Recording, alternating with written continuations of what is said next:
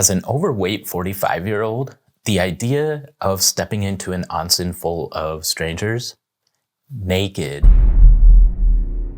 had me on edge. We wanted to find a place between Kyoto and Tokyo that got us into the Japanese countryside. We wanted to stay in a traditional Ryokan and be able to get a great view of Mount Fuji. And yes, with trepidation, experiencing a traditional Japanese onsen. The Hakone area checked all these boxes. There are 7 primary villages in the Hakone area. We chose to stay in the Yumoto village. It was an easy 2-hour ride on the Shinkansen train from Kyoto Station to the Adawara Station. And then from the Adawara Station, you take a local train another 20 minutes to get to the Yumoto Station. It was a cute village with a lot of shops and restaurants. And I was really surprised at how there were no tourists there. Maybe that's different in the summertime. I don't really know for sure though. We stayed at the Yoshike Ryokan. Our Ryokan had clean lines and a minimalist style typical of Japanese Ryokans. I have a lot of experience sleeping on the ground from backpacking, and sleeping on the floor on a pad with a buckwheat pillow and really the most comfortable comforter I've ever had was fantastic for me. I slept so well. I can't say Michelle and her mom slept as well as I did though. Our Ryokan had beautiful views of the resort grounds, and they were meticulous with rivers and ponds full of koi, carefully manicured bushes and trees, and even bonsai that they had sitting outside. I absolutely loved walking the grounds and just enjoying the peace and quiet with birds chirping and the river flowing. It was very relaxing after being in the busy cities of Japan. And of course, the resort had traditional onsens. There were separate public onsens for men and women, and there are co-ed onsens in Japan. It used to be widespread, but they're few and far between now. When you check into the hotel, they give you slippers and a yukata to wear around the resort. A yukata is a robe used for onsens, and it looks a lot like a kimono. On the outside, I was cool and collected taking off my yukata. On the inside, I was silently freaking out. With trepidation, I made my way to the steps of the onsen and got in. None of the other bathers even looked up to see who the new guy was getting in the onsen. It was at that moment that my anxiety just melted away. Of course they didn't look up. They don't care. Public bathhouses have been a part of Japanese culture for hundreds of years.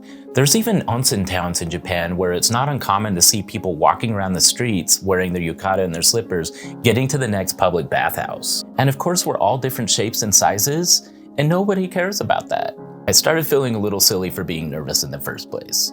So yeah, I was definitely nervous to start with, but it turned out to be a fantastic experience. I really like to be able to do something that's been part of Japan's cultural past for hundreds of years. So absolutely, public onsen, I think, is fantastic. What do you think? And it is recording right now.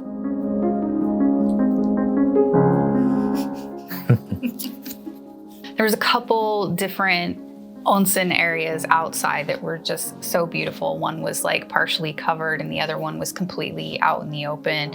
And it was just nice and dark out. You could see stars and it was just so incredibly relaxing. And there was a little bit of a waterfall where the natural water came down into the pool area. It was just super beautiful and relaxing. I really liked the experience. Yeah, I was kind of curious of what the women's outdoor onsen looked like, because I feel like the men's had to have been superior. It was incredible. There was a waterfall going into it and a waterfall going out of it. And there was like a river going past and these huge stones you could actually sit on where it had an infinity edge, and there was uplighting. It was at night and all the steam was hitting that light going through the foliage, and it just made for an incredible atmosphere. So the women's onsen, I don't know how it could possibly beat that. And after enjoying the onsens, it was nice to walk around the grounds in our yukatas. And it didn't seem weird at all because everybody was walking around the resort in their yukatas.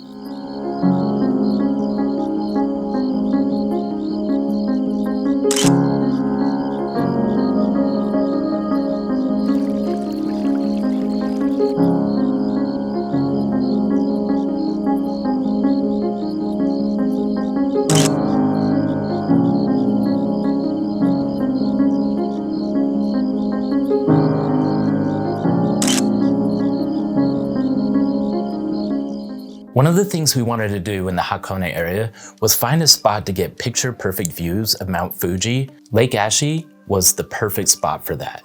You had this big, beautiful lake and a lush mountain forest that goes all the way to the shores, and then you have Mount Fuji in the background.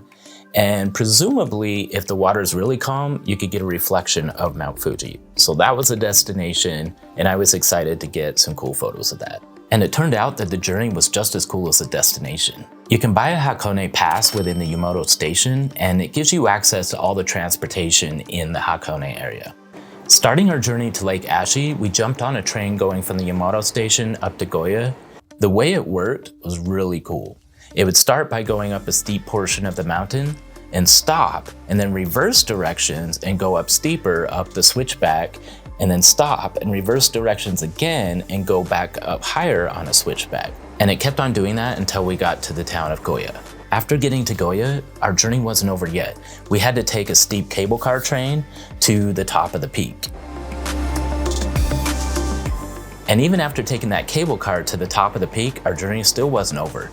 At that point, you take a gondola over the entire mountain range to the other side where Mount Ashi is, or where Lake Ashi is. I believe they refer to these as ropeways though, but basically it's a gondola like at a ski resort that takes you all the way over the mountain. There's a cool spot right in the middle where the first gondola ends and you get off, and there's a lot of volcanic activity, and you could get out and go tour some of the thermal vents. It's really neat looking, and if you have time, check it out. It's pretty cool. We didn't take the time to do that though. Instead, we just jumped on the next gondola and went down the mountainside to Lake Ashi. And then we went on a hike to a Shinto Buddhist shrine that's in the middle of the lake. Well, not in the middle of the lake, it's like in the water. And it's a really cool forested hike that I absolutely love. And my hope was to get out on the end where that Shinto shrine is and shoot the lake with the forest going into it and Mount Fuji in the background and the Shinto shrine in the foreground.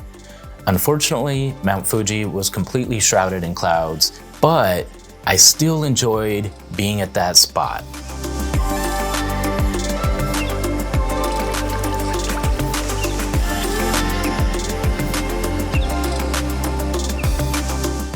One thing on Lake Ashi that looked pretty cool that we didn't have time to do is a boat cruise that goes along the lake and goes to some of the other smaller towns on the other side.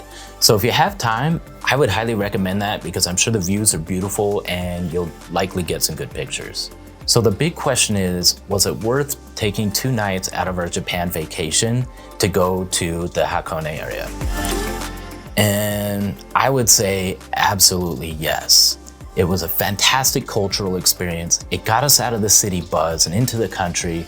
We were able to enjoy a traditional Ryokan, traditional public onsens, and Lake Ashi. And maybe on another day, if we go to Japan, we'll be able to see Mount Fuji from Lake Ashi.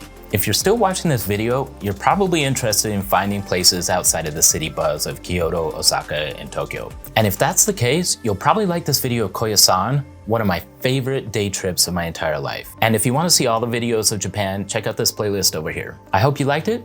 See you in the next video.